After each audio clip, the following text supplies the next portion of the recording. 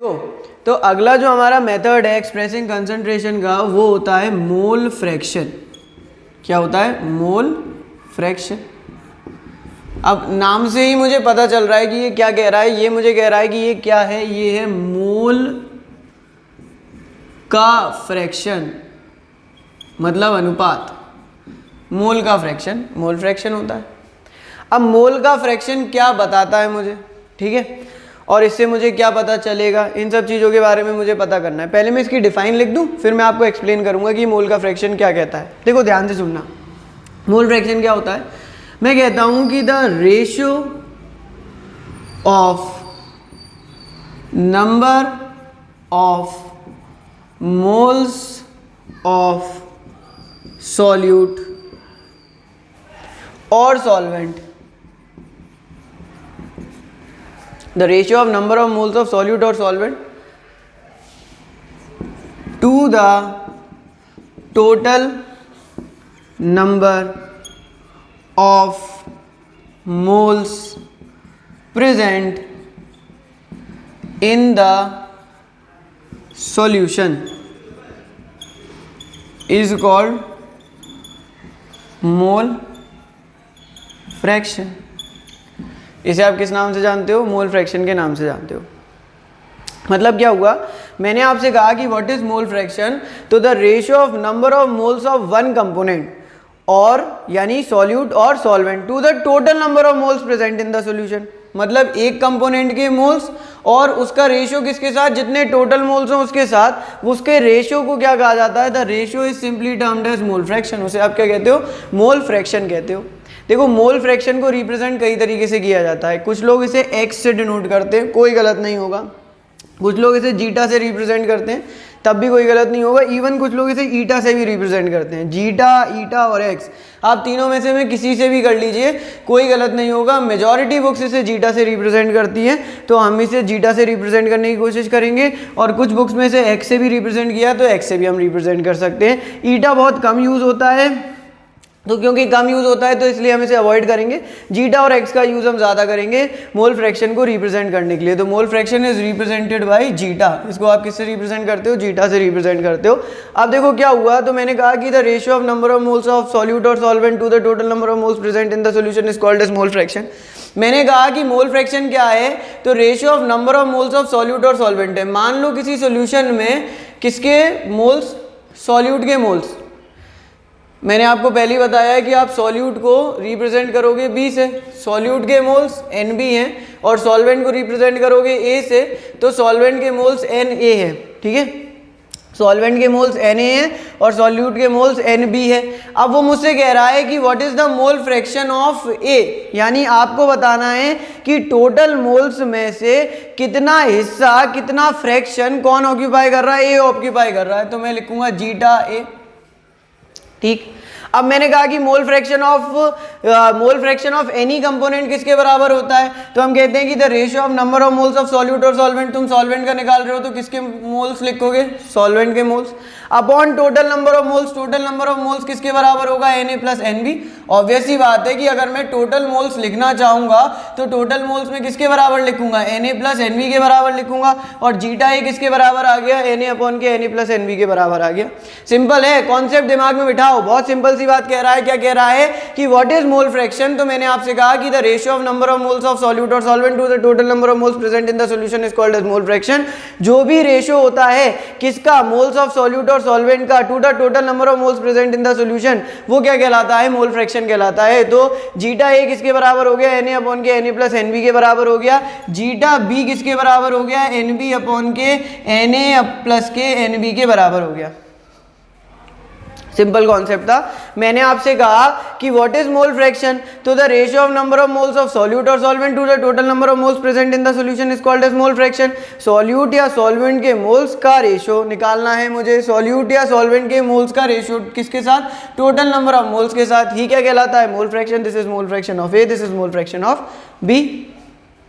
अच्छा, मैं तुमसे कहूं कि तुम्हारे सॉल्यूशन में कितने कंपोनेंट थे, तो तुम मुझसे क्या कह दोगे? तुम कह दोगे हमारे सॉल्यूशन में दो कंपोनेंट थे, एक सॉल्यूट वाला कंपोनेंट था और एक सॉल्वेंट वाला कंपोनेंट था। यही तो कहोगे।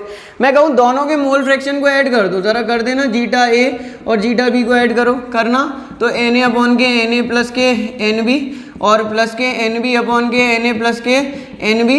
आपने दोनों को जोड़ा तो किसके बराबर आया, एन ए प्लस के एन बी और एन ए प्लस के एन बी, काटा तो किसके बराबर आया, 1 आया। यानी mole fraction of component present in the solution is equal to what, the sum of mole fraction of all the component present in the solution is equals to what, is equals to 1। अगर तुम कह दो, मान लो कि तुम्हारे solution में 3 component हो जाते, जीटा सी भी होता, अगर मान लो कि तुम्हारे सॉल्यूशन में 3 कंपोनेंट है, जीटा सी भी है, तो तुम क्या लिखोगे, mole fraction of zeta C किसके बराबर, मतलब mole fraction of C, zeta C is equals to N C upon के N A plus N B plus N C, नहीं लिखोगे। फिर तुम उस केस में जीटा ए को क्या लिखते, तो उस केस में तुम जीटा ए को लिखते एन ए अपॉन के N A plus N B और प्लस के एन सी, और जीटा बी को क्या लिखते, तो वो लिखते एन बी अपॉन के N A plus N B plus के एन सी। और अगर मैं तुमसे तीनों का टोटल निकलवाता, zeta A plus zeta B plus के zeta C, zeta A plus zeta B plus zeta C, तो वो किसके बराबर होता, तो zeta A plus zeta B plus zeta C जो होता है वो किसके बराबर हो जाता, वो 1 के बराबर हो जाता। यानी बात तो सिंपल सी है कि the sum of all the components, मतलब the sum of all the components, the sum of mole fraction of all the component present in the solution is always equals to what, is always equals to unity। आप ये line लिख भी सकते हो कि the sum of mole fraction of all the components, the sum of mole fraction of all the components present in a solution is equal to unity. Always, हमेशा हमेशा हमेशा यही होगा। आप बहुत ध्यान से समझो कि मोल फ्रैक्शन के बारे में मैंने क्या बताया। तो मोल फ्रैक्शन के बारे में मैंने बताया कि मोल फ्रैक्शन कुछ नहीं है, रेशो है किसका, number of moles of component upon total moles, number of moles of component upon total moles. आप कह दो कि अगर किसी सॉल्यूशन के 2 कंपोनेंट है तो दोनों कंपोनेंट के मोल फ्रैक्शन का सम किसके बराबर होगा, हमेशा 1 के बराबर होगा। अगर किसी सॉल्यूशन में 3 कंपोनेंट है तो मोल फ्रैक्शन का सम किसके बराबर होगा, हमेशा 1 के बराबर होगा। मैंने आपको निकाल के बताया है कि अगर आपके सॉल्यूशन में 3 कंपोनेंट थे, if there were 3 components in your solution, तो zeta A N A upon के N A plus N B plus N C, zeta B N A B upon के N A plus N B plus N C, और zeta C is equals to N C upon के N A plus N B plus N C के बराबर हो गया। और आपने इस तरीके से निकाल लिया, और जो आपने निकाला तो उससे आपके मोल फ्रैक्शन की जो वैल्यू थी, सम था, वो हमेशा किसके बराबर आया, 1 के बराबर आया। तो मैंने मोल फ्रैक्शन के बारे में सिंपल सी बात कही। अगर मैं समराइज करूँ मोल फ्रैक्शन के लिए, तो मैं समराइज कुछ इस तरीके से करूँगा कि मोल फ्रैक्शन क्या है। तो मोल फ्रैक्शन एक रेशो है, और अगर क्योंकि ये रेशो है तो क्या इसकी कोई यूनिट बनती है, नहीं, इसकी कोई यूनिट नहीं बनती है। It has no unit, it has no unit. देखो मैं आपको बोलूं कि मोल फ्रैक्शन क्या है, तो सिंपल सी बात है कि मोल फ्रैक्शन क्या है, मोल फ्रैक्शन एक रेशो है। क्योंकि इसका ये एक रेशो है तो इसकी क्या कोई यूनिट होगी, इट हैज़ नो यूनिट, इसकी कोई यूनिट नहीं होगी। फिर मैं आपसे बोलूं कि ये किससे रिप्रेजेंट किया जाता है, तो ये रिप्रेजेंट किया जाता है एक्स से, जीटा से, या फिर ईटा से। एक्स से, जीटा से, या फिर ईटा से। फिर मैंने कहा कि जीटा ए किसके बराबर था, एन ए अपॉन के एन ए प्लस के एन बी, यानी कि moles of solvent upon total moles के बराबर था। फिर मैं कहूँ कि जीटा बी किसके बराबर था, तो एन बी अपॉन के एन ए प्लस के एन बी के बराबर था। Moles of solute upon total moles के बराबर था। ठीक, फिर मैं कहूँ कि total sum of mole fraction किसके बराबर होगा, तो zeta A plus zeta B equals to 1 हमेशा। ये मैं लिखता हूँ कि हमने 4 ग्राम NaOH और 72 ग्राम वाटर को मिक्स किया है। अब वो बोल रहा है कि what is the mole fraction of solute and solvent. Solute और सॉल्वेंट के मोल फ्रैक्शन को फाइंड आउट करने के लिए वो बोल रहा है आपसे। क्वेश्चन बहुत सिंपल है, कोई घबराने की तो ऐसी बात मेरे हिसाब से नहीं है। देखो उसने 4 ग्राम NaOH बोला है, तो मैं पहले NaOH के बारे में पता तो कर लूँ कि NaOH है क्या। तो मुझे पता चल गया कि कम अमाउंट में है, तो this is acting as solute. अब सॉल्यूट का WB मुझे पता चल गया, वेट ऑफ सॉल्यूट कितना है, 4 ग्राम है, वेट ऑफ सॉल्यूट 4 ग्राम है। अच्छा NaOH का मोलर मास में लिखना चाहूँ तो कितना हो जाएगा, 40 ग्राम हो जाएगा। मैं अगर वाटर के लिए लिखूँ तो अच्छा NaOH का मोलर मास कैसे आया, जिन लोग को डाउट हो रहा हो उनको मैं बता दूँ। Na + O + H 23 + 16 + 1 बराबर के हो गया 40 ग्राम। ठीक है, अब मैं वाटर का लिखना चाहूँ तो water is acting as solvent, और वाटर का WA में लिखना चाहूँ तो वो हो गया मेरा 18 ग्राम। और मैं वाटर का MB लिखना चाहूँ तो वो कितना हो गया, सॉरी वाटर का WA 72 ग्राम और वाटर का MB मोलर मास H2O है ना, तो 16 + 2 बराबर के 18, तो ये 18 ग्राम के बराबर हो गया। अच्छा मुझे मोल फ्रैक्शन निकालना है ना, मोल फ्रैक्शन का फॉर्मूला लिख दूँ, जीटा A का बता देना ज़रा, Na/के Na+ के NB के बराबर होगा। जीटा B का बता देना ज़रा, NB/के Na+ के NB के बराबर हो गया। यही तो हो गया जीटा A/के। तो मेरे को सबसे पहले ज़रूरत किस बात की है, मेरे को सबसे पहले ज़रूरत है Na की और NB की। देखो NB यहाँ से निकाल सकता हूँ, नंबर ऑफ मोल्स किसके बराबर होता था, गिवन मास अपॉन के मोलर मास के, number of moles given mass upon के मोलर मास के बराबर होता था। गिवन मास कितना है 4 ग्राम, मोलर मास कितना है 40 ग्राम, नंबर ऑफ मोल्स कितने आ गए 0.1। Any doubt with this, NB = 0.1 आ गया। अगर मैं बोलूँ कि Na निकालो तो Na WA/के Ma given mass upon molar mass, WA is 72 और MB इज 18 4 द 72, यह कितना आ गया 4 आ गया। अब मैं आपसे कहूँ कि जीटा A फाइंड आउट करो, यानी मोल फ्रैक्शन ऑफ A, तो वो किसके बराबर है, Na/के Na+ के NB के। Na कितना है आपका, Na इज 4, Na कितना है 4 + 0.1 यानी 4/4.1 यानी कि 40, तो ये ऑलमोस्ट इक्वल्स टू 0.9 नहीं आ गया, x से कितना आ गया 0.9। अब तुमसे x से या जीटा A, और अगर जीटा B की बात करूं मैं, तुम्हें निकालना हो तो तुम्हें पता है, हम कहेंगे क्या, हम लिख सकते हैं ये बात, इसमें कोई प्रॉब्लम नहीं है, हम लिखेंगे we know that what do we know, we know zeta A + zeta B = 1, the sum of mole fraction of all the components present in a solution is always equals to 1, the sum of mole fraction of all the components present in a solution is always equals to 1, the sum of mole fraction of all the components present in a solution is always equals to 1। तो मैं तुमसे कह दूंगा कि यहाँ पर 1 रख दो, तो तुमने 1 रख दिया। जीटा A की वैल्यू तुम निकाल चुके हो 0.9, क्या तुमसे जीटा B नहीं निकाला जाएगा, अरे क्यों नहीं निकाला जाएगा, कितना आ जाएगा 0.1, अरे 1 - 0.9 0.1 आ गया, जीटा B की वैल्यू आ गई 0.1। क्या तुम इसमें कोई यूनिट रखोगे, नहीं रखोगे। और तुम पे अगर ऐसे नहीं निकालना था तो तुम फॉर्मूले से भी निकाल सकते थे। NB की वैल्यू कितनी है 0.1 और ये कितना हो गया 4.1, नहीं, अब तुम इसे डिवाइड दोगे तो 0.1 के बराबर ही आएगा। उसने बोला calculate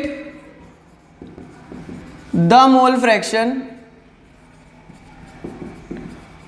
of solute and solvent for a 20% weight by weight solution of potassium iodide.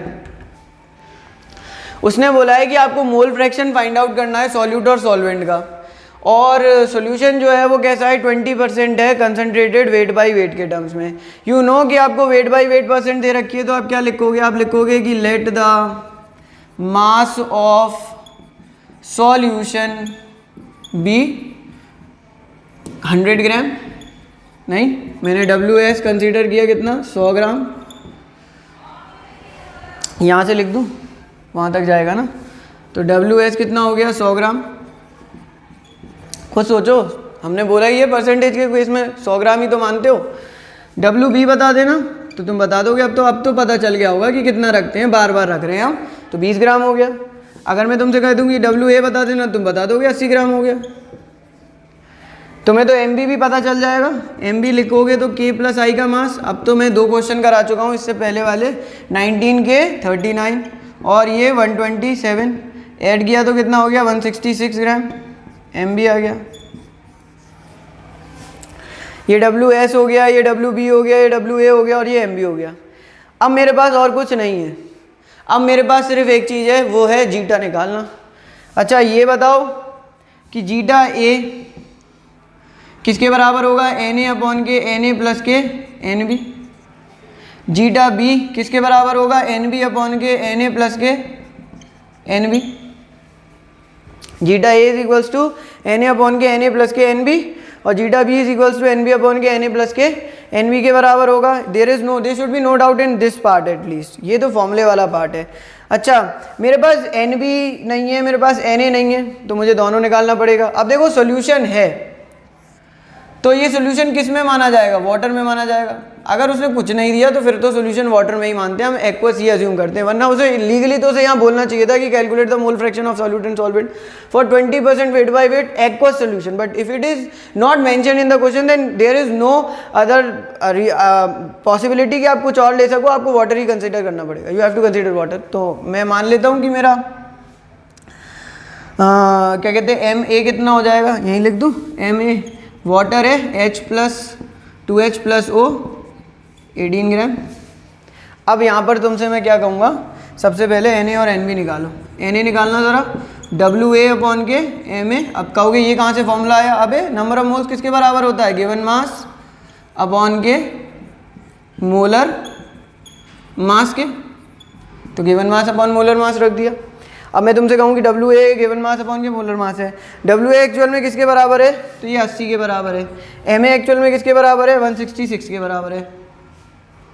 नहीं इतना ही हो रहा है, 80/K 166। चलो देखते हैं आगे, काट ले, थोड़ा सा काट लेते हैं। 40/K 2 8 = 16 और 2 3 = 6, तो 40/K 83 हो रहा है। अच्छा चलो देखते हैं आगे डिवाइड करेंगे। NB मैं बताऊं कितना होगा, तो NB will be equal to WB/K MB। WB कहाँ आ गया, WB 20 MB 18, 10/9। सबके सभी फूटे हुए आए, कैलकुलेशन फंसेंगी। चलो 10/9 आ गया, 10/9 आ गया। अब जीटा A निकालना है और जीटा B, चलो डिवाइड ही कर लेता हूँ क्योंकि फिर कैलकुलेशन एक ही बार करनी पड़ेगी। 83 40, अब 8 5 = 40 होता है ना, 4 टाइम्स चला जाएगा, 4 3 = 12 और 8 5 32 33। हाँ 14 क्या सही है, तो इसको तो रख दो 0.4 और ये वाला देख लो, ये कितनी बार गया, 10/9 1 टाइम 9 1.1, ये 1.1 आ गया। अब निकालते हैं जीटा A किसके बराबर होगा, Na/K Na + K NB के। Na किसके बराबर रख दूँ, 0.4 के। ये किसके बराबर रख दूँ, 0.4 + 1.1 के, यानी 0.4/1.5 के, यानी कि 4/K 15 के। क्या बात है, काट दें ज़रा, देख लेना ज़रा। 4 है, 15 है, पॉइंट है 0.30, 10 बचा 0, 15 5 = 75, 15 6 = 90, तो ये 26.26 ये आ गया जीटा A। अगर जीटा B तुमसे बोलूँ किसके बराबर होगा, तो वो बराबर होगा NB/K Na + K NB के। NB किसने के बराबर है, 1.1 के, और ये 1.5 के। काटा तो 11/K 15, काट दें ज़रा, काट देते हैं। 15 पॉइंट लगाया। अब देखो 15 6 = 90, 15 7 के टाइम समथिंग आ रहा है, 15 7 =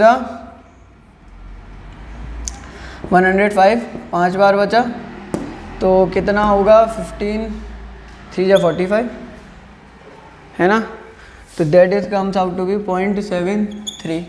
अब आप ऑलमोस्ट इन्हें ऐड कर लो, ऑलमोस्ट मतलब 0.99 तक तो आंसर पहुंच जाना चाहिए मेरे हिसाब से।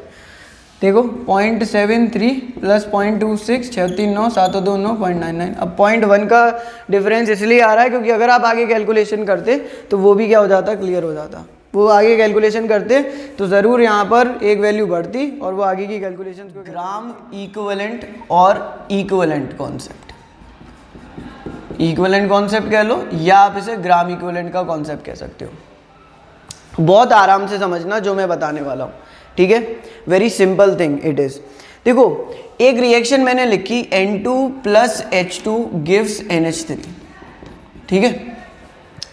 अब ये N2 plus H2 gives NH3, अगर मैं आपसे पूछूं कि क्या ये रिएक्शन सही है तो आप कहोगे कि ये सही तो है बट कंप्लीट नहीं है। क्यों नहीं है कंप्लीट? क्योंकि ये रिएक्शन बैलेंस नहीं है। अगर मैं इस रिएक्शन की बैलेंस्ड फॉर्म लिख दूं तो बैलेंस्ड फॉर्म में मैं आपसे क्या लिखना चाहूँगा, तो बैलेंस्ड फॉर्म में मैं ये लिखना चाहूँगा कि N2 plus 3H2 gives 2NH3। बहुत आराम से समझो कि जो भी बात मैंने बोली है, N2 plus H2 gives NH3, this is not balance but it is correct. Nitrogen hydrogen ammonia बना रहे हैं and this is absolutely correct क्योंकि ये रिएक्शन बैलेंस है। अब अगर मैं मोल्स के टर्म्स में बात कर रहा हूँ, स्टोइकियोमेट्रिक कोफिशिएंट है ये क्या है? स्टोइकियोमेट्रिक कोफिशिएंट आपने 11th में पढ़ा था। जो भी पार्टिसिपेटिंग रिएक्टेंट और प्रोडक्ट के आगे नंबर लिखे होते हैं वो स्टोइकियोमेट्रिक कोफिशिएंट होते हैं। स्टोइकियोमेट्रिक कोएफिशिएंट, स्टोइकियोमेट्रिक, कोई स्टीचियोमेट्रिक भी बोलते हैं but the correct pronunciation is stoichiometric coefficient, ठीक है। तो ये स्टोइकियोमेट्रिक कोफिशिएंट है। ये स्टोइकियोमेट्रिक कोफिशिएंट क्या बता रहे हैं मुझे? तो मुझे ये बता रहे हैं कि 1 मोल नाइट्रोजन का 3 मोल हाइड्रोजन के साथ रिएक्ट करके 2 मोल किसके फॉर्म कर रहा है? अमोनिया के फॉर्म कर रहा है। 1 mole of nitrogen will react with 3 mole of hydrogen and to form 2 mole of ammonia, है ना। मतलब कि अगर मुझे कंप्लीट इंफॉर्मेशन चाहिए किसी रिएक्शन से तो मुझे क्या करना पड़ेगा? उस रिएक्शन को बैलेंस करना पड़ेगा। अगर मुझे पता करना है कि कितनी नाइट्रोजन, कितनी हाइड्रोजन और कितना अमोनिया, तो फिर मुझे उस रिएक्शन को क्या करना पड़ेगा? बैलेंस करना पड़ेगा। मतलब देखो 28 ग्राम 1 मोल में कितने होते हैं? 28 ग्राम, 28 ग्राम ही तो होते हैं। इसमें हो गए 3 × 2 6 ग्राम 3 मोल में। एक मॉलिक्यूल का वेट तो 2 हो जाएगा, 1H1 तो 2 हो गया, तो 6 ग्राम। और यहाँ पर कितना हो गया? 34 ग्राम। NH3 नाइट्रोजन का होता है 14 और इसका 3 हो गया तो 17 हो गया, तो 34 ग्राम। मतलब 28 gram of nitrogen will react with 6 gram of hydrogen to form 34 gram of ammonia. बहुत आराम से समझिए। अभी हम कॉन्सेप्ट ग्राम इक्विवेलेंट के कॉन्सेप्ट के बारे में समझ रहे हैं। ग्राम इक्विवेलेंट का कॉन्सेप्ट में मैं आपको ये समझा रहा हूँ कि इसका यूज कहाँ है, ठीक है। उसके लिए मैंने आपको क्या बताया? मैंने बताया कि आपने कोई एक रिएक्शन लिखी बट वो रिएक्शन से आपको पूरी इंफॉर्मेशन तब तक नहीं मिलेगी जब तक आप उसे बैलेंस नहीं करोगे। क्योंकि जब आप उसे बैलेंस करोगे तभी आपको इंफॉर्मेशन मिलेगी कि एक रिएक्टेंट का कितना अमाउंट दूसरे रिएक्टेंट के कितने अमाउंट के साथ क्या करता है? रिएक्ट करता है। मतलब ये काइंड ऑफ लिमिटेशन हो गई मोल वाले कॉन्सेप्ट की कि मुझे अगर रिएक्शन को पढ़ना है, तो मुझे रिएक्शन को बैलेंस करना पड़ेगा। अगर मैं रिएक्शन को इस फॉर्म में पढ़ लूं कि 1 मोल नाइट्रोजन 1 मोल हाइड्रोजन के साथ रिएक्ट करके 1 मोल अमोनिया बनाएगा, तो क्या वो बात सही होगी? नहीं, वो बात क्या हो जाएगी? गलत हो जाएगी। अगर मुझे रिएक्शन को सही पढ़ना है तो मुझे उस रिएक्शन को क्या करना पड़ेगा? बैलेंस करना पड़ेगा। अब समझो आगे की बात कि ये मोल के कॉन्सेप्ट की काइंड ऑफ लिमिटेशन है। मतलब मोल्स के यूजेस की काइंड ऑफ लिमिटेशन है कि for studying that particular reaction you have to balance that reaction. I know it is getting complicated, don't get confuse. बहुत आराम से अपने दिमाग में बिठाओ इस बात को। मैं फिर दोहराता हूं मैंने क्या कहा है, आप समझो। एक रिएक्शन होती है, उस रिएक्शन से जानकारी मिलती है। कंप्लीट इंफॉर्मेशन उससे कब मिलती है? जब वो रिएक्शन बैलेंस होती है। मुझे तब पता चलता है सही तरीके से, सही मायने में मुझे तब पता चलता है कि उसके रिएक्टेंट का 1 मोल उसके रिएक्टेंट के दूसरे कितने मोल के साथ, दूसरे रिएक्टेंट के कितने मोल के साथ रिएक्ट करके प्रोडक्ट का फॉर्मेशन कर रहा है। यानी for getting complete information from a reaction I need to balance that chemical reaction, otherwise the reaction will not give me the complete information. I can get the complete information only if I am balancing that chemical equation. So it is a kind of limitation of the concept of moles, of using moles. ये kind of limitation हो गई कि moles के concept का use करने के लिए, because every time you have to balance a chemical reaction or every time you should learn a balanced chemical equation. So it is a kind of limitation. ये kind of limitation है. So now to overcome the limitation, we use the concept of gram equivalents. Gram equivalents की इतनी खास बात है कि ये खास बात इतनी है, देखो मोल्स के टर्म्स में मुझे क्या बोलना, मैं क्या नहीं बोल सकता था, मैं कभी ये नहीं कह सकता था कि एक मोल ये, एक मोल ये और एक मोल ये गलत हो जाएगा, क्योंकि रियलिटी क्या है, एक मोल ये, 3 मोल ये और 2 मोल ये बनता है, यही तो रियलिटी है और ये बैलेंस करके मिली। बट ग्राम इक्विवेलेंट के टर्म में दुनिया की कोई भी रिएक्शन हो, आप आराम से कह सकते हो कि 1 gram equivalent of nitrogen, 1 gram equivalent of nitrogen, 1 gram equivalent of hydrogen के साथ रिएक्ट करके 1 ग्राम इक्विवेलेंट ऑफ अमोनिया बनाएगा। No problem at all if you write a reaction in such a manner, A + B gives C + D। आप आराम से बोल दो 1 gram equivalent of A, 1 gram equivalent of B, react करके 1 ग्राम इसका equivalent बनाएगा और 1 ग्राम इक्विवेलेंट इसका बनाएगा। This is the power of gram equivalents. Gram equivalents के केस में you need not to balance the chemical equation. समझ रहे हो क्या कह रहा हूं मैं? बहुत आराम से बता रहा हूं मैंने तुमसे कहा कि हम यूज करते हैं मोल्स का कॉन्सेप्ट और मोल के कॉन्सेप्ट से तुम मोलैरिटी निकाल लेते हो, पर मोलैरिटी वाले कॉन्सेप्ट को की वैलिडेशन, उसकी सार्थकता तभी है जब आप उस रिएक्शन को क्या कर रहे हो, बैलेंस कर रहे हो। अगर आपको कोई केमिकल रिएक्शन दी जा रही है, so that reaction must be balanced in nature, वो रिएक्शन बैलेंस होनी चाहिए। बट अब वो रिएक्शन बैलेंस होनी चाहिए और every time you need to balance that chemical equation. तो लोगों ने चीज़ें आसान बनाई, और कैसे बनाई? उन्होंने मोल्स के कॉन्सेप्ट को हटा करके ग्राम इक्विवेलेंट के कॉन्सेप्ट को लगाना शुरू किया। ग्राम इक्विवेलेंट के कॉन्सेप्ट में क्या होता है कि ग्राम इक्विवेलेंट में अभी क्या होता है ये नहीं बताया है, यूज बताया है कि ग्राम इक्विवेलेंट के कॉन्सेप्ट की खास बात ये है कि उसमें आपको रिएक्शन को बैलेंस नहीं करना है। 1 ग्राम इक्विवेलेंट एक रिएक्टेंट का, 1 ग्राम इक्विवेलेंट दूसरे रिएक्टेंट के साथ रिएक्ट करके हमेशा क्या देगा, प्रोडक्ट देगा। मैं इवन इस रिएक्शन में भी ये कॉन्सेप्ट अप्लाई करके आपको दिखाऊंगा, आराम से दिखाऊंगा कि इसका 1 ग्राम इक्विवेलेंट होगा, इसका 1 ग्राम इक्विवेलेंट होगा और इसका भी 1 ग्राम इक्विवेलेंट होगा। ग्राम इक्विवेलेंट के कॉन्सेप्ट में एक पर्टिकुलर रिएक्टेंट का ग्राम इक्विवेलेंट दूसरे पर्टिकुलर रिएक्टेंट के ग्राम इक्विवेलेंट के साथ रिएक्ट करके तीसरे का ग्राम इक्विवेलेंट का फॉर्मेशन करता है। ये ग्राम इक्विवेलेंट का कॉन्सेप्ट है। एनालॉजी बताता हूं मैं। ग्राम मोल्स आपने पढ़ा है? आप कहोगे हमने मोल्स पढ़ा है, ग्राम मोल्स नहीं पढ़ा। वो ग्राम मोल्स ही होते हैं जो मोल्स होते हैं। यू कैन राइट मोल्स और ग्राम मोल्स, बात सेम है। और एक मैं अभी आपको बता रहा हूं ग्राम इक्विवेलेंट, नहीं? अब देखो ग्राम मोल्स क्या है, तो आपको पता है नंबर ऑफ मोल्स जो होता है वो गिवन मास अपॉन मोलर मास के बराबर होता है, नहीं? अब ग्राम इक्विवेलेंट क्या है? गिवन मास अपॉन इक्विवेलेंट मास। देखो मोल्स का कॉन्सेप्ट क्यों आया था, याद करो, मैं 11th में आपको बताता था कि मोल्स का कॉन्सेप्ट क्यों आया था। मोल का कॉन्सेप्ट इसलिए आया था क्योंकि हमें चीजों को क्या करना था, आसान करना था। मैं ये बार बार थोड़ी बोलूंगा कि 6.022 इंटू 10 की पावर 23 एटम्स लेके आओ। मैं कितना बोल दूंगा? मैं सीधे 1 मोल बोल दूंगा। बहुत सारे लार्ज अमाउंट को छोटी डिजिट में मेंशन करने के लिए हमने किसका कॉन्सेप्ट का इंट्रोडक्शन किया था? मोल के कॉन्सेप्ट का इंट्रोडक्शन किया था। और ग्राम मोल्स कैसे निकालते थे? गिवन मास अपॉन मोलर मास। सिमिलरली एक कॉन्सेप्ट है ग्राम इक्विवेलेंट का। जैसे मोल्स बहुत सारी चीजों को कंपाइल करके छोटी फॉर्म में लाता है, वैसे ही ग्राम इक्विवेलेंट भी लाता है ना? और अभी आप कहोगे कि तो फिर आप ये ग्राम इक्विवेलेंट के लिए आप क्या कह रहे थे? मैं वो बता रहा था कि आप मोल्स का यूज करोगे तो उसकी अपनी लिमिटेशन है, आप ग्राम इक्विवेलेंट का यूज करोगे तो वो ये है कि आपके हमेशा किसी भी रिएक्शन में equal number of gram equivalent ही क्या करेंगे, रिएक्ट करेंगे। किसी रिएक्शन में जो number of gram equivalent react कर रहे होंगे वो ऑलवेज सेम होंगे। The number of gram equivalent reacting will always be same. जो number of gram equivalent react कर रहे होंगे वो हमेशा हमेशा हमेशा कैसे रहेंगे? सेम ही रहेंगे, वो हमेशा सेम रहेंगे। तो gram moles given mass upon molar mass, gram equivalent given mass upon equivalent mass. अब आप कहोगे कि ये इक्विवेलेंट मास कैसा है? कैसे निकालूँ मैं? तो मैं इक्विवेलेंट मास निकालने का आपको तरीका बताता हूँ, ठीक है। जैसे ग्राम मोल्स होते हैं वैसे ही ग्राम इक्विवेलेंट होते हैं। जैसे नंबर ऑफ मोल्स निकालने का तरीका गिवन मास अपॉन मोलर मास होता है, ग्राम इक्विवेलेंट निकालने का तरीका गिवन मास अपॉन इक्विवेलेंट मास होता है। अब इक्विवेलेंट मास कैसे निकालेंगे? देखो इक्विवेलेंट मास निकालने का तरीका, फिर मैं ग्राम इक्विवेलेंट भी निकलवाऊंगा आपसे। अभी मैं पहले इक्विवेलेंट मास निकालने का तरीका बताता हूँ आपको। देखो इक्विवेलेंट मास का सबसे आसान तरीका बता रहा हूँ।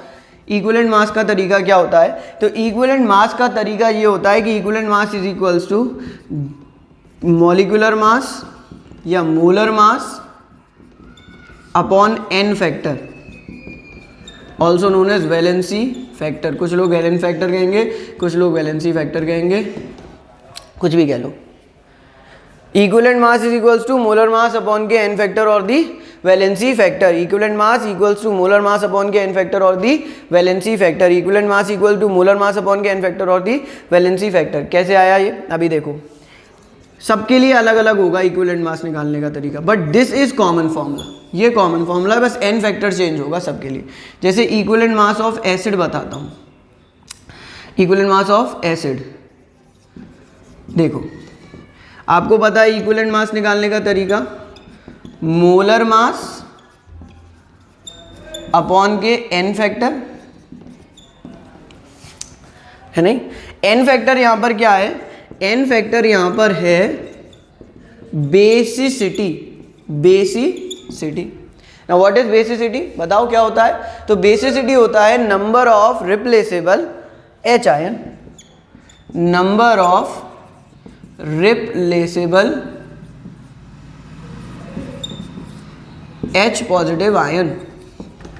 बेसिसिटी क्या है? Basicity is nothing but just the number of replaceable H positive ion. कितने H आयन वो रिलीज कर सकता है कोई एसिड, वही क्या कहलाएगी? उसकी बेसिसिटी कहलाएगी। एग्जांपल देता हूँ, HCl बता दो भाई कितने H आयन देगा टूटेगा तो? H आयन और Cl आयन, तो इसकी बेसिसिटी इक्वल्स टू 1। बता देना H2SO4 टूटेगा तो कितने H आयन देगा? ये 2 H आयन देगा और SO4 2 नेगेटिव आयन देगा, तो इसके लिए इसकी बेसिसिटी कितनी हो जाएगी? 2। बेसिसिटी क्या है? Basicity is nothing but just the number of replaceable H ion. जो number of replaceable H ion होते हैं वही क्या रिप्रेजेंट करता है? बेसिसिटी को रिप्रेजेंट करता है। मैं ये क्लियर करता हूँ, फिर मैं आपको इक्विवेलेंट मास का कॉन्सेप्ट ठीक से बताता हूँ पूरे बोर्ड पर, ठीक है। अब देखो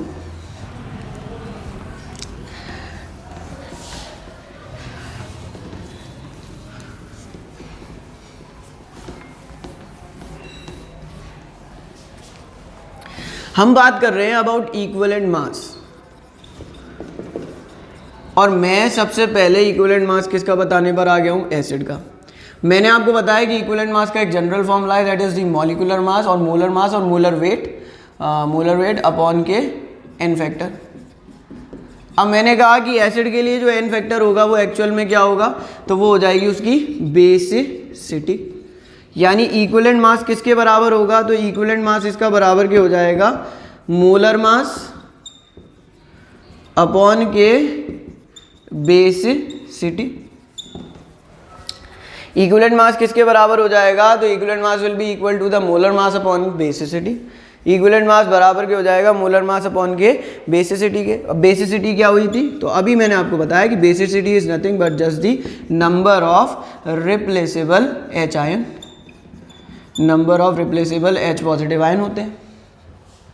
आपको एग्जाम्पल के लिए मैंने दिया क्या? मैंने कहा HCl देखो टूटा तो H आयन दिया और Cl आयन दिया। बेसिसिटी उसकी कितनी हो गई? So basicity comes out to be 1।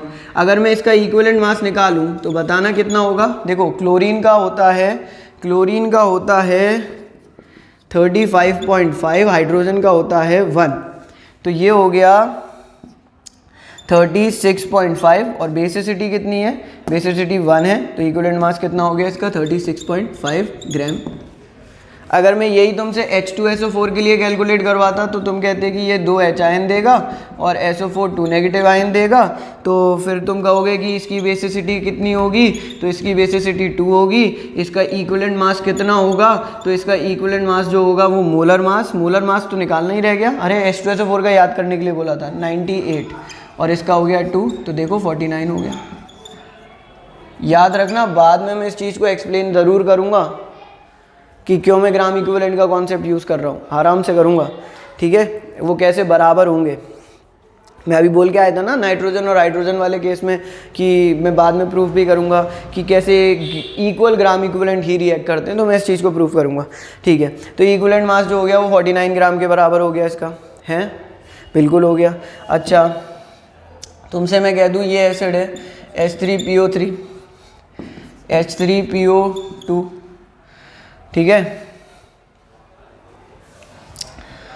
अच्छा, और H3PO4, तुमसे कह दूं कि इनकी बताओ क्या होगा इक्विवेलेंट मास, क्या होगा इक्विवेलेंट मास कैलकुलेट करके बताओ इनका।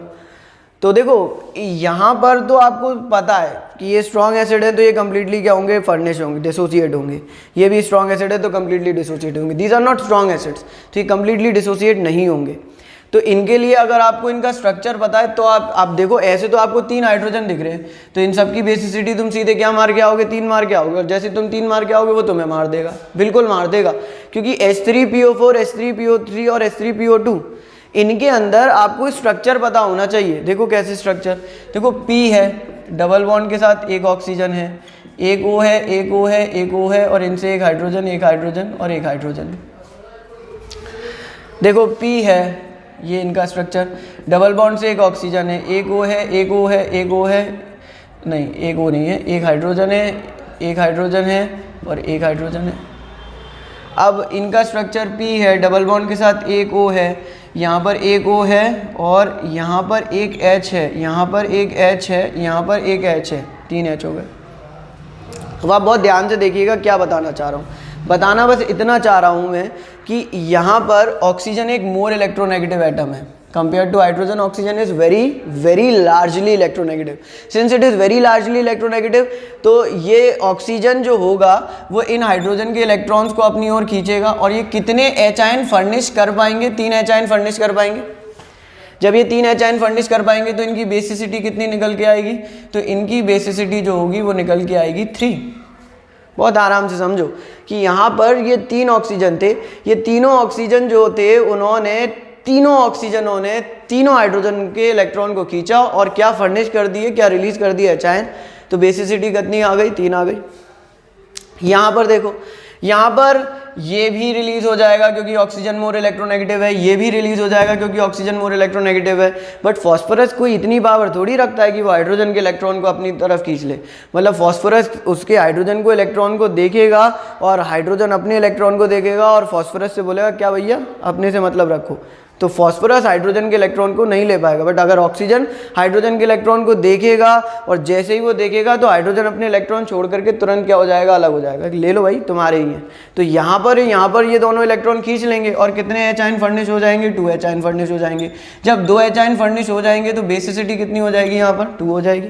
अब यहाँ पर फॉस्फोरस ने हाइड्रोजन के इलेक्ट्रॉन को देखा, उसने की छोड़ो, उसने की हट।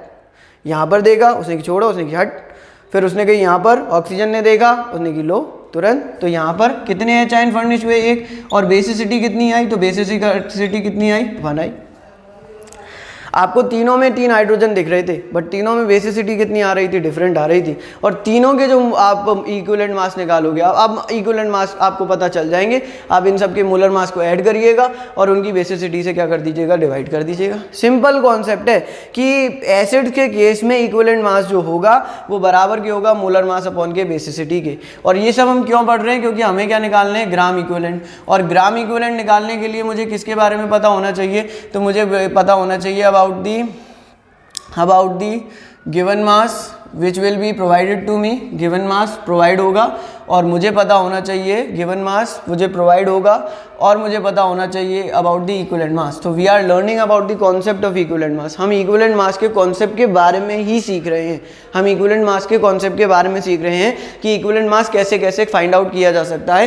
तो ये आपने अभी सीखा कि इक्विवेलेंट मास कैसे कैसे फाइंड आउट किया जा सकता है for particularly for acids. Gram equivalent और इक्विवेलेंट कॉन्सेप्ट, इक्विवेलेंट कॉन्सेप्ट कह लो या आप इसे ग्राम इक्विवेलेंट का कॉन्सेप्ट कह सकते हो।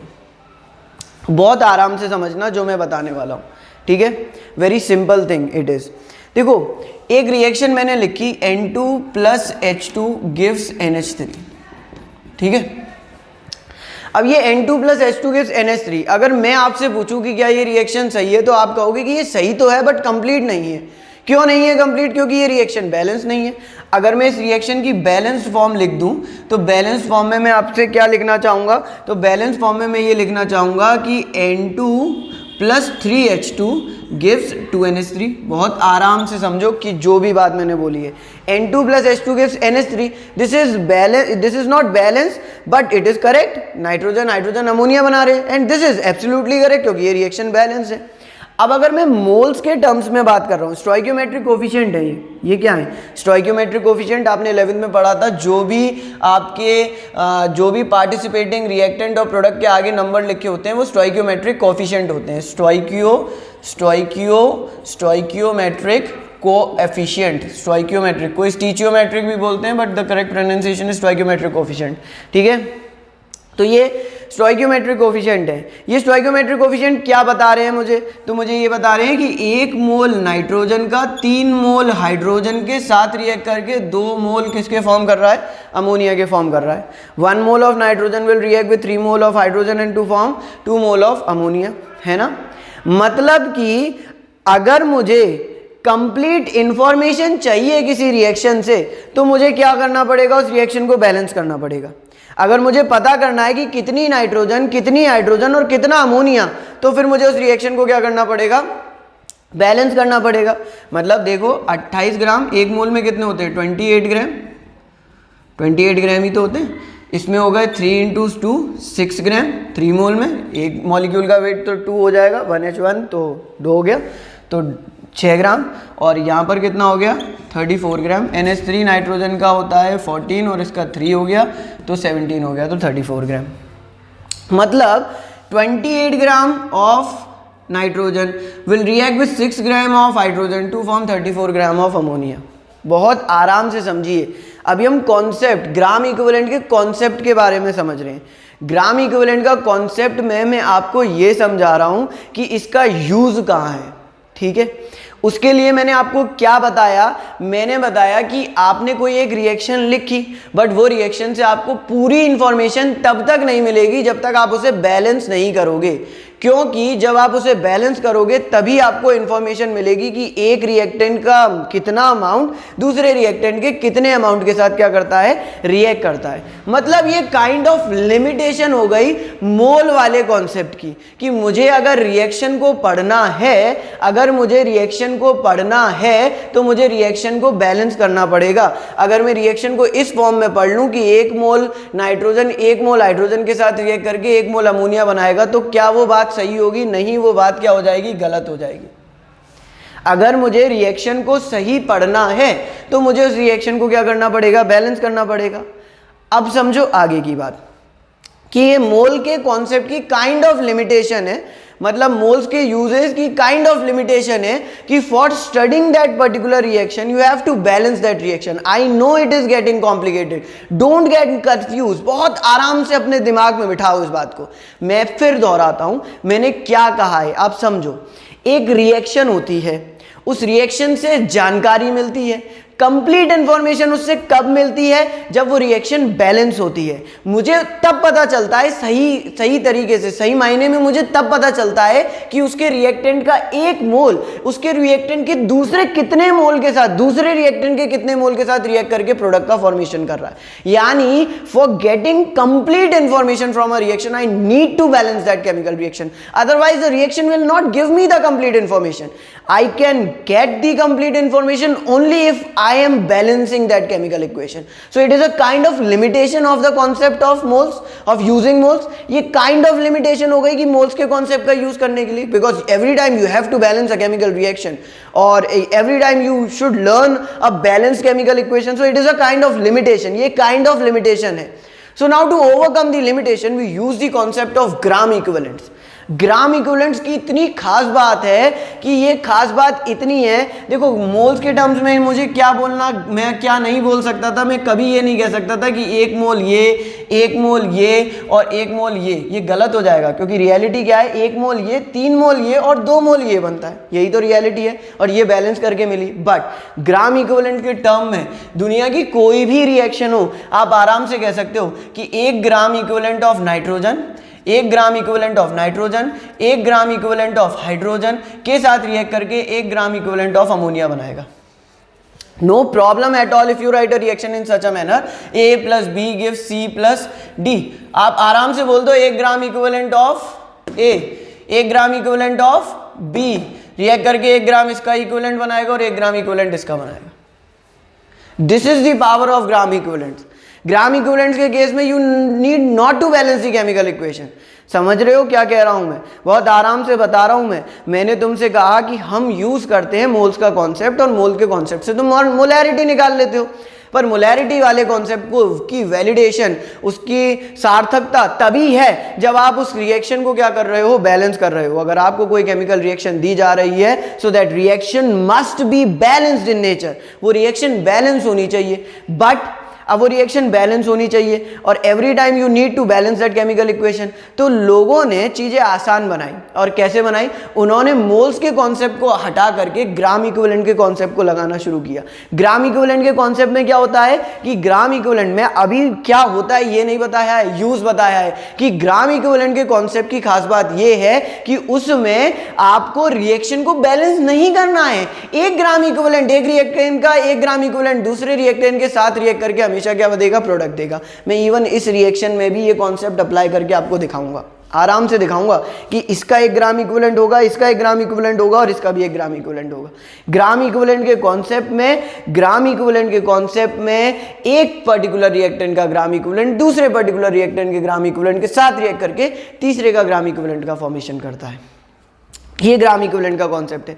एनालॉजी बताता हूं मैं। ग्राम मोल्स आपने पढ़ा है? आप कहोगे हमने मोल्स पढ़ा है, ग्राम मोल्स नहीं पढ़ा। वो ग्राम मोल्स ही होते हैं जो मोल्स होते हैं। यू कैन राइट मोल्स और ग्राम मोल्स, बात सेम है। और एक मैं अभी आपको बता रहा हूं ग्राम इक्विवेलेंट, नहीं? अब देखो ग्राम मोल्स क्या है, तो आपको पता है नंबर ऑफ मोल्स जो होता है वो गिवन मास अपॉन मोलर मास के बराबर होता है, नहीं? अब ग्राम इक्विवेलेंट क्या है? गिवन मास अपॉन इक्विवेलेंट मास। देखो मोल्स का कॉन्सेप्ट क्यों आया था, याद करो, मैं 11th में आपको बताता था कि मोल्स का कॉन्सेप्ट क्यों आया था। मोल का कॉन्सेप्ट इसलिए आया था क्योंकि हमें चीजों को क्या करना था, आसान करना था। मैं ये बार बार थोड़ी बोलूंगा कि 6.022 इंटू 10 की पावर 23 एटम्स लेके आओ। मैं कितना बोल दूंगा? मैं सीधे 1 मोल बोल दूंगा। बहुत सारे लार्ज अमाउंट को छोटी डिजिट में मेंशन करने के लिए हमने किसका कॉन्सेप्ट का इंट्रोडक्शन किया था?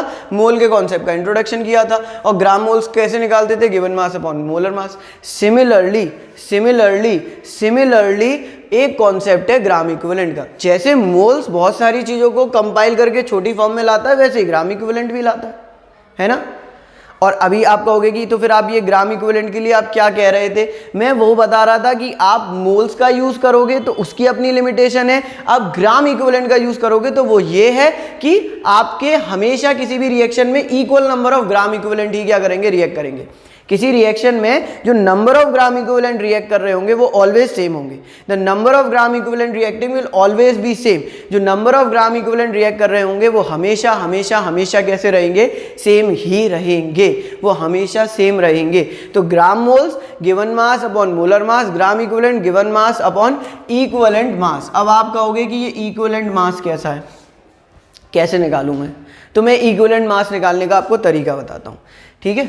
जैसे ग्राम मोल्स होते हैं वैसे ही ग्राम इक्विवेलेंट होते हैं। जैसे नंबर ऑफ मोल्स निकालने का तरीका गिवन मास अपॉन मोलर मास होता है, ग्राम इक्विवेलेंट निकालने का तरीका गिवन मास अपॉन इक्विवेलेंट मास होता है। अब इक्विवेलेंट मास कैसे निकालेंगे? देखो इक्विवेलेंट मास निकालने का तरीका, फिर मैं ग्राम इक्विवेलेंट भी निकलवाऊंगा आपसे। अभी मैं पहले इक्विवेलेंट मास निकालने का तरीका बताता हूँ आपको। देखो इक्विवेलेंट मास का सबसे आसान तरीका बता रहा हूँ। इक्विवेलेंट मास का तरीका क्या होता है, तो इक्विवेलेंट मास का तरीका ये होता है कि equivalent mass is equals to molecular mass या molar mass upon N factor, also known as valency factor. कुछ लोग वैलेंस फैक्टर कहेंगे, कुछ लोग वैलेंसी फैक्टर कहेंगे, कुछ भी कह लो। Equivalent mass is equals to molar mass upon के एन फैक्टर और the valency factor. Equivalent mass equals to molar mass upon के एन फैक्टर और the valency factor. Equivalent mass equal to molar mass upon के N factor और the valency factor. कैसे आया ये, अभी देखो। सबके लिए अलग अलग होगा इक्विवेलेंट मास निकालने का तरीका, but this is common formula. ये कॉमन फॉर्मूला है, बस एन फैक्टर चेंज होगा सबके लिए। जैसे इक्विवेलेंट मास ऑफ एसिड बताता हूँ। इक्विवेलेंट मास ऑफ एसिड, देखो आपको पता है इक्विवेलेंट मास निकालने का तरीका, मोलर मास अपॉन के एन फैक्टर, है नहीं। एन फैक्टर यहां पर क्या है, एन फैक्टर यहां पर है basicity. Basicity, now what is basicity, बताओ क्या होता है। तो बेसिसिटी होता है number of replaceable H ion, number of replaceable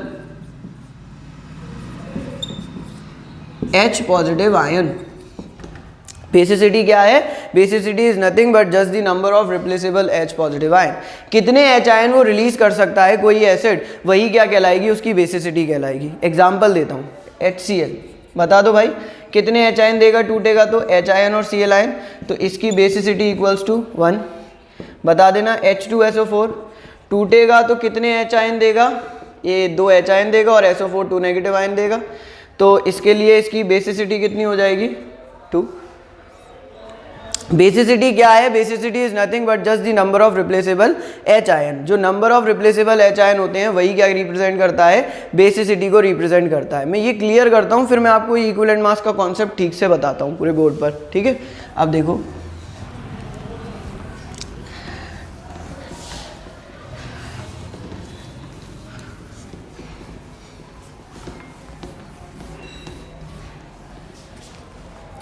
हम बात कर रहे हैं अबाउट इक्विवेलेंट मास, और मैं सबसे पहले इक्विवेलेंट मास किसका बताने पर आ गया हूं, एसिड का। मैंने आपको बताया कि इक्विवेलेंट मास का एक जनरल फॉर्मूला है, that is the molecular mass और मोलर वेट अपॉन के एन फैक्टर। अब मैंने कहा कि एसिड के लिए जो एन फैक्टर होगा वो एक्चुअल में क्या होगा, तो वो हो जाएगी उसकी बेसिसिटी। यानी इक्विवेलेंट मास किसके बराबर होगा, तो इक्विवेलेंट मास इसका बराबर क्या हो जाएगा, मोलर मास अपॉन के बेसिसिटी। इक्विवेलेंट मास किसके बराबर हो जाएगा, तो equivalent mass will be equal to the molar mass upon basicity. Equivalent mass बराबर के हो जाएगा मोलर मास अपॉन के बेसिसिटी के। अब बेसिसिटी क्या हुई थी, तो अभी मैंने आपको बताया कि basicity is nothing but just the number of replaceable H ion, number of replaceable H positive ion होते हैं। आपको एग्जाम्पल के लिए मैंने दिया क्या, मैंने कहा HCl देखो टूटा तो H आयन दिया और Cl आयन दिया, बेसिसिटी उसकी कितनी हो गई, so basicity comes out to be 1।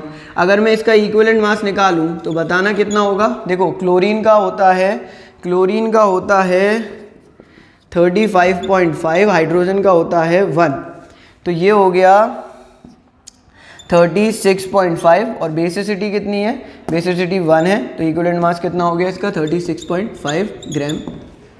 अगर मैं यही तुमसे H2SO4 के लिए कैलकुलेट करवाता तो तुम कहते कि ये 2 H आयन देगा और SO4 2 नेगेटिव आयन देगा, तो फिर तुम कहोगे कि इसकी बेसिसिटी कितनी होगी, तो इसकी बेसिसिटी 2 होगी।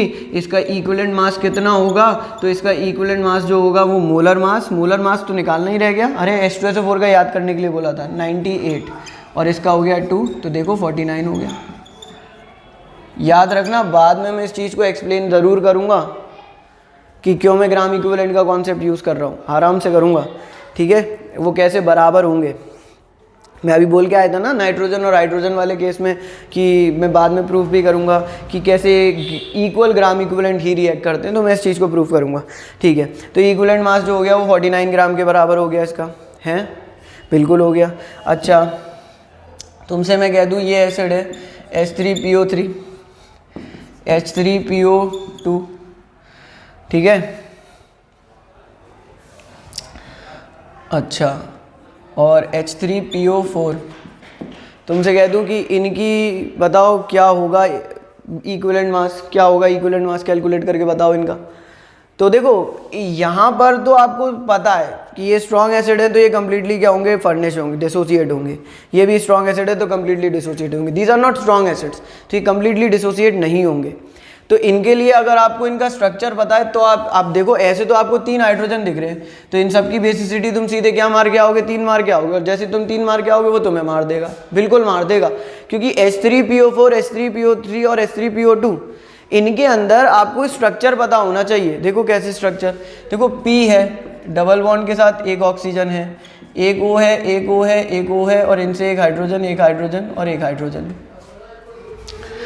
देखो P है, ये इनका स्ट्रक्चर, डबल बॉन्ड से एक ऑक्सीजन है, एक O है, एक O है, एक O है, नहीं एक O नहीं है, एक हाइड्रोजन है, एक हाइड्रोजन है और एक हाइड्रोजन है। अब इनका स्ट्रक्चर P है, डबल बॉन्ड के साथ एक O है, यहाँ पर एक O है और यहाँ पर एक H है, यहाँ पर एक H है, यहाँ पर एक H है, 3 H हो गए।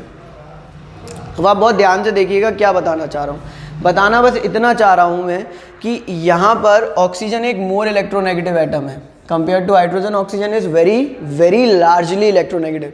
Since it is very largely electronegative तो ये ऑक्सीजन जो होगा वो इन हाइड्रोजन के इलेक्ट्रॉन्स को अपनी ओर खींचेगा। और ये कितने H आयन फर्निश कर पाएंगे, 3 H आयन फर्निश कर पाएंगे। जब ये 3 H आयन फर्निश कर पाएंगे तो इनकी बेसिसिटी कितनी निकल के आएगी, तो इनकी बेसिसिटी जो होगी वो निकल के आएगी 3। बहुत आराम से समझो कि यहाँ पर ये 3 ऑक्सीजन थे, ये तीनों ऑक्सीजन जो थे उन्होंने तीनों ऑक्सीजनों ने तीनों हाइड्रोजन के इलेक्ट्रॉन को खींचा और क्या फर्निश कर दिए, क्या रिलीज कर दिए H आयन। तो बेसिसिटी कितनी आ गई, 3 आ गई। यहाँ पर देखो, यहाँ पर ये भी रिलीज हो जाएगा क्योंकि ऑक्सीजन मोर इलेक्ट्रोनेगेटिव है, ये भी रिलीज हो जाएगा क्योंकि ऑक्सीजन मोर इलेक्ट्रोनेगेटिव है। बट फॉस्फोरस कोई इतनी पावर थोड़ी रखता है कि वो हाइड्रोजन के इलेक्ट्रॉन को अपनी तरफ खींच ले।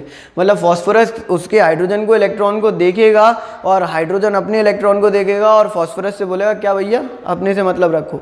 तो फॉस्फोरस हाइड्रोजन के इलेक्ट्रॉन को नहीं ले पाएगा। बट अगर ऑक्सीजन हाइड्रोजन के इलेक्ट्रॉन को देखेगा और जैसे ही वो देखेगा तो हाइड्रोजन अपने इलेक्ट्रॉन छोड़ करके तुरंत क्या हो जाएगा, अलग हो जाएगा, ले लो भाई तुम्हारे ही हैं।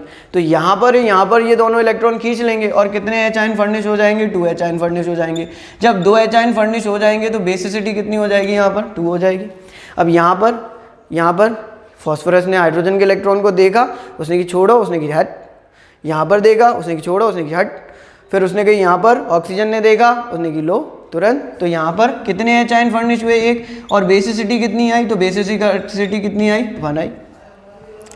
आपको तीनों में 3 हाइड्रोजन दिख रहे थे बट तीनों में बेसिसिटी कितनी आ रही थी, डिफरेंट आ रही थी। और तीनों के जो आप इक्विवेलेंट मास निकालोगे, अब इक्विवेलेंट मास आपको पता चल जाएंगे। आप इन सब के मोलर मास को ऐड करिएगा और उनकी बेसिसिटी से क्या कर दीजिएगा, डिवाइड कर दीजिएगा। सिंपल कॉन्सेप्ट है कि एसिड के केस में इक्विवेलेंट मास जो होगा वो बराबर के होगा मोलर मास अपॉन के बेसिसिटी के। और ये सब हम क्यों पढ़ रहे हैं, क्योंकि हमें क्या निकालना है, ग्राम इक्विवेलेंट। और ग्राम इक्विवेलेंट निकालने के लिए मुझे किसके बारे में पता होना चाहिए, तो मुझे पता होना चाहिए about the given mass which will be provided to me। given mass provide होगा और मुझे पता होना चाहिए, given mass मुझे प्रोवाइड होगा और मुझे पता होना चाहिए about the equivalent mass। तो we are learning about the concept of equivalent mass। हम equivalent mass के कॉन्सेप्ट के बारे में ही सीख रहे हैं।